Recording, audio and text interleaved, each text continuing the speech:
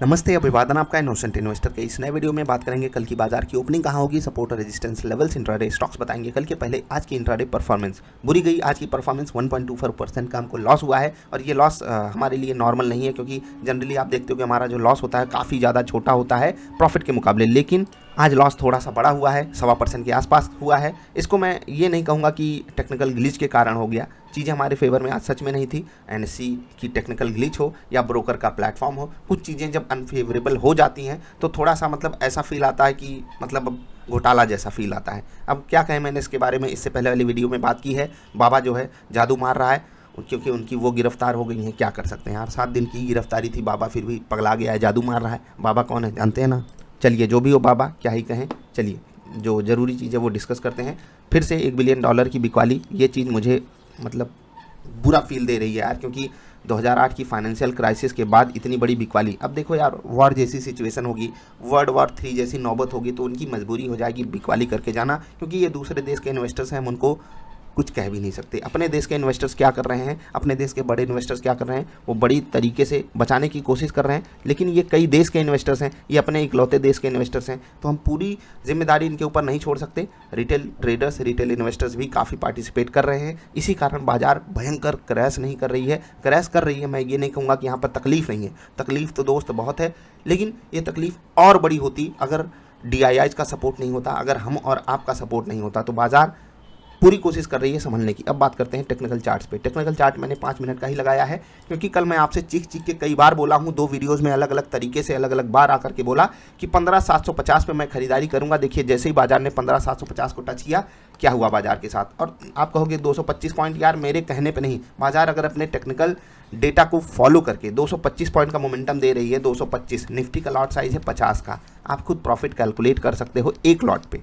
मैं कुछ यहाँ पर बताऊंगा नहीं। दोबारा निफ्टी आती है 15,750 पे, फिर उसकी क्या कंडीशन होती है आपको पता है। कल जिस हिसाब से अभी कंडीशन बन के आ रही है, 40-50 पॉइंट ऊपर सिंगापुर वाली निफ्टी ट्रेड कर रही है, मतलब हमारी ओपनिंग भी पॉजिटिव हो सकती है, और पॉजिटिव हुई और हम कुछ लेवल्स के ऊपर गए तो हम टिक पाएंगे, इसका अनुमान भी ज़्यादा है।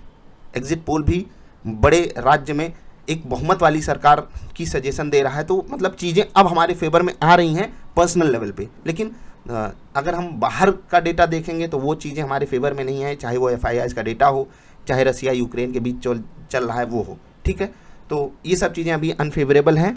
इंटरनल मैटर तो यार हमारा अच्छा है, बस एक्सटर्नल मैटर थोड़ा सा सुधरे, हम काफ़ी तेज़ी से ऊपर जाएंगे। Let's hope for the best कि जो भी हो कल अच्छा हो। आज जो NSE में टेक्निकल ग्लिच आया, ये वाली कैंडल देख रहे हैं ना, गजब की कैंडल है ये। बाबा का जादुई कैंडल, बाबा जादुई कैंडल हमारे लिए बनवाया है। ये कैंडल हमें याद रहनी चाहिए, और बहुत होता है ना कि हम हर जगह पैसे देने को तैयार हैं, हर जगह हमसे पैसा लिया जा रहा है, फिर भी हमको सुविधा नहीं दी जाती, हमारा प्लेटफॉर्म जैम हो जाता है। कुछ भी हो सकता है, ये देश अपना है, प्यारा दुलारा है। आगे बढ़ते हैं, बैंक निफ्टी के भी लेवल्स बताएंगे, इंट्राडे स्टॉक्स बता देते हैं। ACC ये रहेगा हमारा पहला इंट्राडे स्टॉक्स, 1947 के लेवल पे है। वाह यार, आज़ादी के लेवल पे है। 1950 के ऊपर मैं यहाँ पर बुलिश हूँ। अगर चीज़ें हमारे फेवर में गई, बाजार चली, तो यहाँ पर इंट्राडे ट्रेड बढ़िया मिलेगा।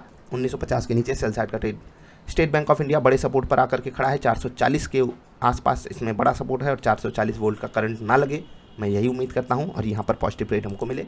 बाटा इंडिया में बढ़िया ट्रेड आपको मिलेगा, 1700 का साइकोलॉजिकल लेवल है। BPCL याद रखिएगा, हिंदुस्तान पेट्रोलियम पे भी आपकी नज़र होनी चाहिए, ऑयल मार्केटिंग कंपनियों पे आपकी नज़र होनी चाहिए, क्योंकि कल से हो सकता है सरकार इनको रियायत दे दे रेट को।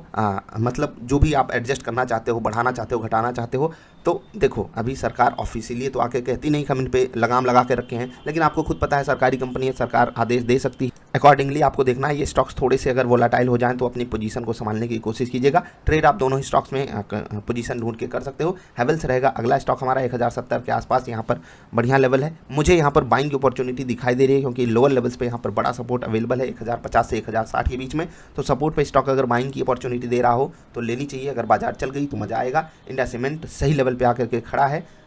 ट्रेड यहाँ पर 10 मिनट की कैंडल पे आप शिफ्ट हो जाइएगा, जो लोग 5 पे करते हैं, अगर 5 पे परफेक्ट मिल गया तो आपको लेना है। चलिए, निफ्टी और बैंक निफ्टी के सपोर्ट लेवल्स और रेजिस्टेंस लेवल्स देख लेते हैं। ऊपर जाती हुई बाजार में 15,938 ये रहेगा पहला रेजिस्टेंस लेवल, 15,991 ये रहेगा दूसरा रेजिस्टेंस लेवल, 16,058 ये रहेगा तीसरा रेजिस्टेंस लेवल। गिरती हुई बाजार में 15,811, ठीक, ये पहला और बड़ा इंपॉर्टेंट सपोर्ट लेवल है। इसके नीचे आपको मिलेगा 15,700 31 का लेवल, ये ज़्यादा ज़रूरी लेवल है, इस पर भी आपकी नज़र होनी चाहिए।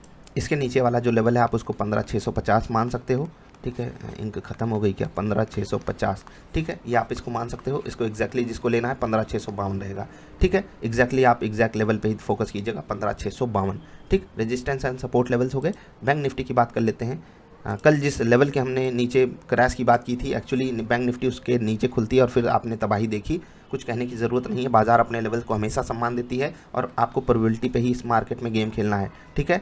32,914 ये है क्लोजिंग, तो जो सपोर्ट आ रहा है 32,602 पे आ रहा है, ये है पहला सपोर्ट, और 32 है 350 पे है दूसरा सपोर्ट। रेजिस्टेंस है 33,190 पे, उसके बाद 33,510 पे, ये दो हैं रेजिस्टेंस सपोर्ट लेवल्स, मैंने आपको दो बता दिए।